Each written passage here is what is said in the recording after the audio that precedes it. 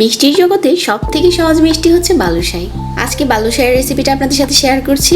তো এটা তৈরি করার পর আমি বুঝতে পেরেছি যে মিষ্টি তৈরি করা আসলে কতটা সহজ। আর এই মিষ্টিটা তৈরি করতে কিন্তু শুধুমাত্র ময়দা লাগবে, কোনো রকম মিল্কের প্রয়োজন নেই, ছানার প্রয়োজন নেই, খুব সহজে তৈরি করা যাবে। আর ভিতরটাও কিন্তু খুব সফট থাকে, শিরাতে একদম টইটুম্বুর। তো আমার বালুশাহীর রেসিপিটা আজকে সবার কাছে ভালো লাগবে। তো চলুন তৈরি করতে শুরু করে দিই। প্রথমেই চুলায় একটা প্যানে দিয়ে দিচ্ছি 1 কাপ চিনি আর দিয়ে দিচ্ছি 1 কাপ পানি। তো এখন হচ্ছে শিরাটা তৈরি করে নেব। আর দিয়ে দিচ্ছি এখানে একটা এলাচ। এলাচের মাথাটাকে কিছুটা ফাটিয়ে দিতে হবে যাতে করে সুন্দর একটা ফ্লেভার বের হয়।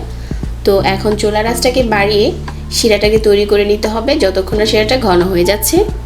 এই শিরাটা কিন্তু খুব পাতলা হবে না। তো বেশ কিছুক্ষণ জাল করার পর কিন্তু শিরাটা অনেকটা আঠালো আর ঘন হয়ে যাবে, এটা আপনারা দেখেই বুঝতে পারবেন। তো শিরাটা কিন্তু এখন তৈরি করা হয়ে গেছে। আমি চুলাটাকে বন্ধ করে দিচ্ছি আর একটা সাইডে রেখে দিচ্ছি। এখন হচ্ছে একটা বাটি নিয়ে নিচ্ছি আর এটার মাঝে দিয়ে দিচ্ছি 2 কাপ ময়দা, পরিমাণ মতো লবণ দিয়ে দিলাম, 1 চামচ দিয়ে দিলাম বেকিং পাউডার। তারপর এখানে দিয়ে দিচ্ছি 1/2 কাপ গলানো ঘি। অবশ্যই এখানে ঘিটা দিতে হবে মিষ্টির সুন্দর একটা ফ্লেভারের জন্য। তো এই ঘিটা ময়দার সাথে খুব ভালো করে মেশাতে হবে। এই কাজটা একটু সময় নিয়ে করবেন, তাহলে কিন্তু বালুশাহীটা খেতে অনেক ভালো লাগবে। এই যে আমার এটা মেশানো হয়ে গেছে আর এটা চাপ দিলে মোট হয়ে যাচ্ছে, আবার খুললে ঝরঝরে হয়ে যাচ্ছে। ঠিক এরকম করে মিশিয়ে নেবেন। তারপরে অল্প অল্প পানি দিয়ে একটা ডো তৈরি করে নিচ্ছি। আর এই ডোটা কিন্তু খুব বেশি নরম করা যাবে না, নরমও না শক্তও না, ওই টাইপের একটা ডো তৈরি করতে হবে। তো আমার ডোটা এখন তৈরি করা হয়ে গেছে। তারপর আমি 2 হাত দিয়ে এভাবে করে টেনে টেনে ছিঁড়ে আবার একসাথে করে নিচ্ছি। এই কাজটা কয়েকবার করতে হবে, আমি 4-5 বার করেছি। তারপর যে জায়গাতে আমি বালুশাহীটা তৈরি করব ওই বোর্ডে আমি নিয়ে নিচ্ছি আর একটা পিজা কাটার দিয়ে এভাবে করে কাটতে থাকছি আর চেপে মিশিয়ে নিচ্ছি। এই কাজটাও 4-5 বার করতে হবে, তাতে করে বালুশাহীর ভিতরে কিন্তু খুব সুন্দর একটা লেয়ার আসবে আর সফট হবে। তো এভাবে করে আমি কাটতে থাকবো আর ভিতরে কিন্তু বোঝা যাচ্ছে যে এটা সুন্দর একটা লেয়ার হচ্ছে আর বাজ হয়ে যাচ্ছে। চেপে মিশিয়ে নিব, আবার কাটতে থাকবো। একবার একটা পাশ যে পাশ দিয়ে কাটবেন, পরের বার কিন্তু এটা উল্টো পাশ দিয়ে কাটতে হবে। বেশ কয়েকবার কেটে নেওয়ার পর এখন 5 মিনিটের জন্য রেস্টে রেখে দিচ্ছি আর একটু ঢেকে দিয়েছি। তো 5 মিনিট পর এটা কিন্তু অনেকটা সফট হয়ে গেছে। তো এখন বালুশাহীগুলো তৈরি করব।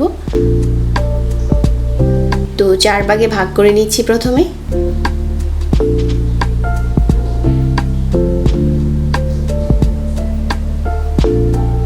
তারপর এখান থেকে একটা ডো নিয়ে কিছুটা মতে সফট করে নিতে হবে। সফট করে নেওয়ার পর সাইজ মতো কেটে নিব।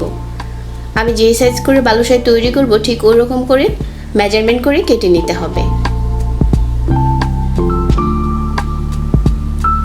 এখন হাত দিয়ে ঘুরিয়ে একটা ডোকে গোল করে নিতে হবে। আর এটা কিন্তু একবারে স্মুথ হবে না, গোল হবে না, এটা একটু এবড়ো তেবড়োই থাকবে। তো চেষ্টা করেছি যতটা সম্ভব গোল করে নেওয়ার। তারপর মাঝ বরাবর আঙ্গুল দিয়ে চেপে একটু গর্ত করে দিচ্ছি। ব্যাস তৈরি হয়ে গেল। বালুশাহীর শেপগুলো কিন্তু দেখতে এরকমই থাকে।